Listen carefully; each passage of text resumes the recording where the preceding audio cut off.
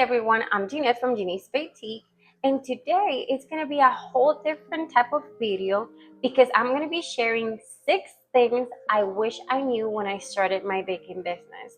I have my computer here that I took some notes because I don't want to forget anything.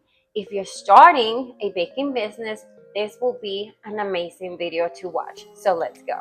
So the first one is pricing is not just ingredients.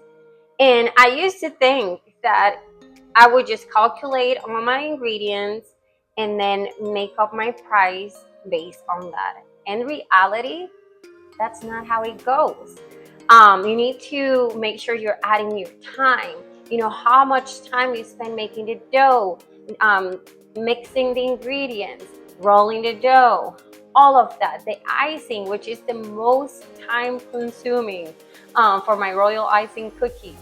You need to make sure that you're tracking every single thing, and not only ingredients. You need to track packing, bags, boxes, bows, ribbons, all of that, okay? So please make sure to subscribe because in the next couple of weeks, I'm going to be sharing another video specifically talking all about pricing. The second point, it's not everyone, it's your client. And believe me, you're going to have people reaching out to you and saying, oh, you're too expensive, and that it's okay. You're not going to lowering your prices just because you want to get that order, okay? And I get it. It could be frustrating, but you need to be professional about it. You know, always be polite. Let them know, okay, that's fine. If you decide to go forward next time for your next event or celebration, you're more than welcome to reach back to me, okay? But again, don't be hard on yourself. Believe me, out there, you're going to find the correct client for you. As a matter of fact, some of my clients, I do pre-sales for every single holiday. And a lot of times they will get from me either 1 or 2 cookies, depending of the options. And guess what? After they taste my cookies, they come back. Because not only how cute they look, it's just the taste too. They're always saying, oh my God, your cookies are so delicious, and the sweetness is just such a balance. Because again, my cookies are made with royal icing, and royal icing is just full sugar. It's just making, you know, that balance of those cookies so the sweetness is not overpowering. And the experience too, that's another one. From the day that the person reaches out to you, give them an experience until they pick up that order, okay? Again, I have been there. I know it's frustrating because sometimes you want to get an order or the theme is so cute, but don't be lowering your prices. Again, the perfect client for you, it's out there. The third one is it takes time to grow. I thought that after opening my business, I was going to get a lot of orders and everything like that, but it takes consistency and a lot, okay? For example, I started my business back in 2016 in North Carolina, and it took me a lot posting on social media and groups, meeting people, you know, talking to people, making some, you know, examples I gave to my neighbors too at that moment. So it takes a lot of consistency and you moving and checking it strategies. And you know, this didn't work. Okay, let me check something else. Things like that. But you're not gonna have orders immediately. And again, it could be a huge struggle. And even for me, I'm not in North Carolina anymore. I'm in Colorado. So it's a whole different location. People don't know me. So I'm just right now working on that step. Getting out there, you know, social media, communicating, talking to other people, and mentioning it. Hey, I have a business. I make this. Things like that. But it takes a lot of consistency. The fourth one is social media is part of the job. I never thought I was going to be a content creator, a marketer, and everything. And guess what? You're going to be one of those, okay? Social media, it's so broad. It is a huge tool, an amazing tool for you to spread the word that, hey, I have a business. I create this.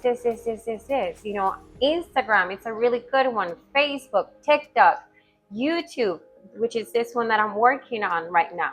So again, social media, those groups, the Facebook groups too. take advantage of those. Those are really, really good locations. Yeah, you can just spread the word that you open a business. I create this, post photos, videos, reels, TikToks, videos here like in YouTube, shorts, things like that. But honestly, I never thought I was gonna be a content creator. But guess what? Here I am. The fifth one, it's burnout, it's real. And that is absolutely true. You're involving a baking business. If you have a full-time job, a work, life, family, kids, it could be a lot, okay?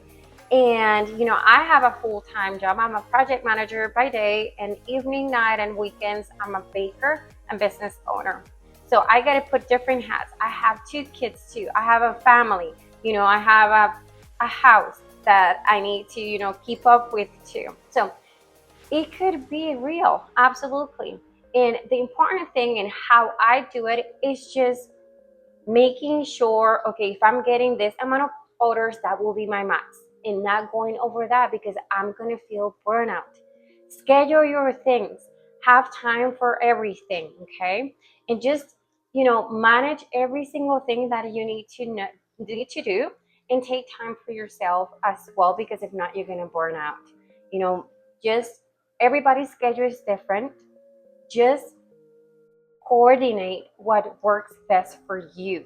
But be mindful, if you're your max with cookie orders or treat orders, don't I get it, sometimes people reach out, and it's such a cute theme that you wanted to do it, or one of your wish list theme, but don't do it because you're going to be feeling overwhelmed and burnout. And the sixth one is, you don't have to be perfect. That cookie doesn't have to be extremely perfect, okay? Just be real, okay? I remember at the beginning when I started this business, I was so hard on myself because I was seeing all these amazing cookies on social media, and I was comparing myself. So make sure you're not comparing. Everybody's experience and path is different. So don't compare. You will get there. Okay, those perfect cookies, you will get there. Just keep practicing, be consistent about it. But again, at the end of the day, just be real about it. People are gonna see a cookie and they're gonna think that it's cute. So just be real. Alrighty, so those are my 6 things I wish I knew when starting my baking business. I'm going to start creating a lot of more videos like this, and honestly, make sure to subscribe because my next video, I'm going to be going more in depth in all the things and topics about baking business. And like always, thank you so much for watching, and make sure to subscribe. See you next time.